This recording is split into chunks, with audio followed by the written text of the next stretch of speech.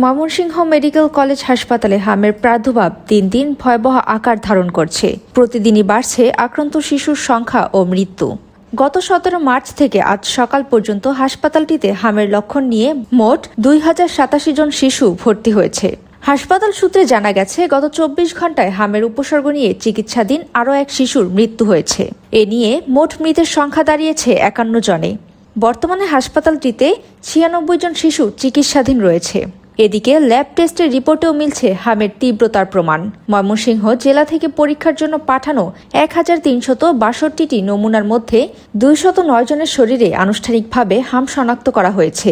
হাসপাতালের শিশু রোগ বিভাগের চিকিৎসকদের মতে, আক্রান্ত শিশুদের একটি বড় অংশই নিয়মিত ইপিআই কর্মসূচির আওতায় হামের টিকা পায়নি।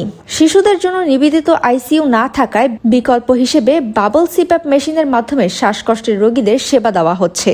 সুমাইয়া ফারাজি, দৈনিক আর নিউজ।